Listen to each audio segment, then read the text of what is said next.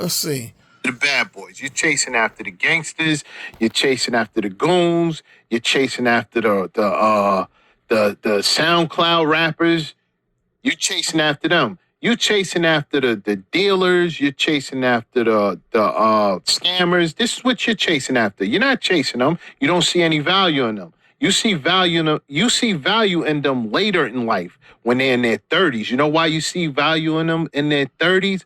Because they've been building. They've been taking things serious. You haven't. Now you want a part of that serious life because your life is a joke. So you want a part of that serious life where he has everything set up for himself, and you're a joke with kids. You're a joke with kids. You're a joke with Pookster kids. You and Pookster created some kids, and now you want him to help you. That's what life is like with him and you. Him and you. It's so bad with them black men that even in their 30s, they're still going clubbing. Do you hear me? In their 30s, they're still going to clubs. Black men were finished with that in their mid-20s, if you want to tell the truth.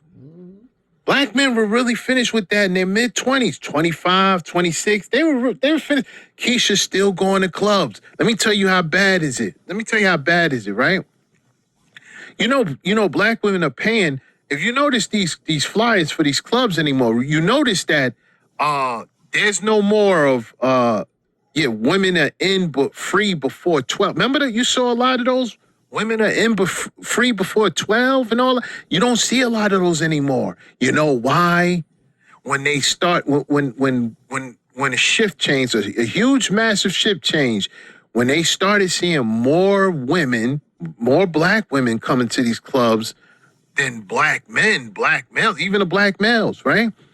They realized they were losing money. The club, let's say the club holds 300 people. Let's just say the average club holds around 100, let's say 150 people in a club, right? 150 to 200 people in a club, right? 130 of them is black women. 130 of them is black women. And you got a little mixture of, maybe some Hectors and maybe some Marias, a little mixture here. But you got 130 Keishas in the club. You're out of revenue. So they say, you know what? This is not adding up. We got to start charging them.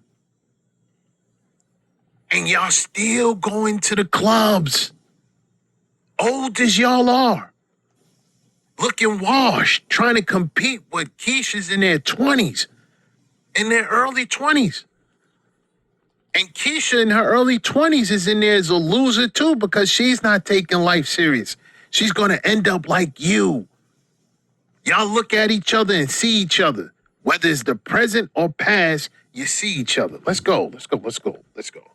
Of getting married, having kids, buying a home, starting a family, because those things require money. And if you don't have it, they're not necessarily going to, just take those things seriously. And again, I was just really thinking as to why I'm in my late 20s. A lot of my friends are in their late 20s to early 30s, and we're still dating and on dating apps and dealing with games and all the shenanigans that come with dating black men.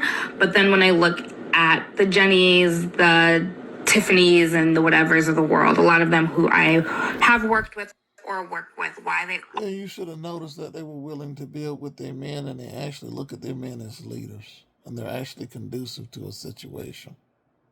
Like this brother man just explained. Y'all are busy trying to go to the club to find the ready-made man because you don't want to work. Y'all don't want to build anything. But then again, on the other hand, y'all will cross the creek. I'm going to call it crossing the creek. And y'all will pay for a whole man of another whole ethnicities, lifestyle to front on social media. Explain that. Y'all will find a bum of another ethnicity and pay for his whole lifestyle to make yourself look like you're doing something across the creek. You will uphold him, respect, morals, values, damn near worship that man of another ethnicity as a god damn near, then work with a black man. Then you want to complain and be on here with your bifocals on, thick than a motherfucker, talking about we don't take things serious. Like this man, which I love this brother right here because he points out the obvious, has said, we give up that club early 20s. Okay, it's time to get to work. You know what I'm saying? Mama put us out the house. Unless you want to go back to mama's house and live up under her rules, we got to make something happen. We start getting serious. We start getting into these careers. We start getting into our jobs. You know what I'm saying? We start making our money. We start being able to pay for our own place. You know what I'm saying? And learn to cohabitate. Y'all learn how to go out there and give babies to these gangsters, dope dealers, drug dealers, whatever.com. And then, like he said, want to come and want the next man to take care of all your responsibilities that you have created while, you know what I'm saying, you sit around in the lap of luxury. It doesn't make sense to me.